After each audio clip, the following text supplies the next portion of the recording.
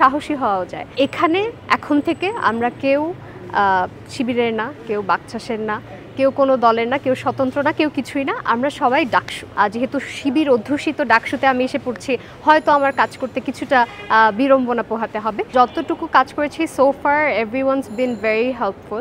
সবাই অনেক সাহায্য করছে। যে কোনো কাজের আগেই হয়তো মানে আমাদের যে কি বলবো স্বাস্থ্য ও পরিবেশের যে সম্পাদক আছেন, ভাই হয়তো কোনো মেডিকেলে যাবেন, ভাই আগে থেকে আমাদেরকে বলছেন যে আমি ওই জায়গাটায় যাবো, তোমরা যদি এই আমার সাথে কাজ করতে চাও চলে এসো। তারপর আমরা বিভিন্ন প্ল্যান, বিভিন্ন কি বলবো নতুন নতুন প্রোগ্রামের আয়োজন করতে যাচ্ছি এবং সেগুলোতে আমরা কোলাব করছি। সবাই খুব খুব সহায়তা করছে। আমি জানি না যে ফেসবুক দেখলে আসলে মনে হয় যে অনেকে অনেক রুক্ষ ব্যবহার করে অথবা এই জাতীয় কোনো কথাবার্তা, কিন্তু আমি এখনো পর্যন্ত এরকম কাউকে পাইনি। সবাই খুব খুব নাইস আসলে। আমাকে অনেকেই বলেছিলেন যে তুমি যদি একটা কোনো প্যানেলে যাও তাহলে তোমার সম্ভাবনা বাড়বে, একেবারে একা লড়ে যাওয়াটা বোধহয় বুদ্ধিমানের কাজ হবে না। আমি ভাবলাম যে সবসময় বুদ্ধিমানের মতো কাজ না করলেও হয়, মাঝে মাঝে একটু সাহসী হওয়াও যায়। তো আমি ভাবলাম যে আমার সাথে আসলে পলিটিক্যাল বিভিন্ন যে দলগুলো আছে সেগুলোর মানে কিছু কিছু হয়তো অ্যালাইন করে, কিন্তু সবটা করে না। এবং সবটা যেহেতু করে না, তাই আমি তাদের মতাদর্শকে আমার কাঁধে বয়ে একটা কোনো দলে যেতে চাইনি।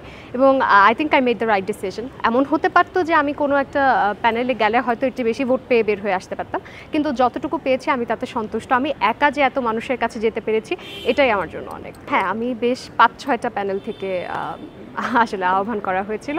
আমি তাদেরকে বলেছি যে আমি এবার ভাবলাম যে আমি একা একা একটু চেষ্টা করি। যদি এই প্রশ্নটা আসে যে শিবির থেকে যেহেতু বেশিরভাগ প্রার্থী উঠে এসেছে, সেক্ষেত্রে আমি কোনো বিড়ম্বনায় পড়ছি কিনা বা অভিজ্ঞতাটা কেমন, আসলে আমরা যখন প্রথম মিটিংটা করলাম ডাকসুতে নির্বাচিত হওয়ার পর, তখনই আমাদের জিএস ফরহাদ ভাই তখন বলছিলেন যে এখানে এখন থেকে আমরা কেউ শিবিরের না, কেউ বাকচাষের না, কেউ কোনো দলের না, কেউ স্বতন্ত্র না, কেউ কিছুই না, আমরা সবাই ডাকসু।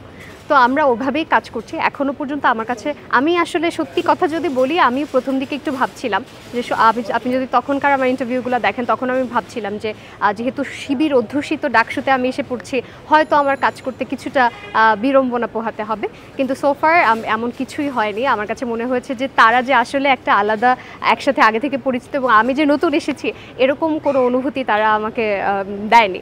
তো সেই জায়গা থেকে আমি খুবই আশাবাদী যে আমরা সবাই মিলেমিশে একটা ভালো ডাকসু, এবং আমি বলতে পারি আসলে যে গত সব ডাকসুর চেয়ে এবারের ডাকসুটা চমৎকারভাবে সম্পন্ন হয়েছে। কোনো ভোট ডাকাতি বা কিছুই হয়নি। এবং আমরা যে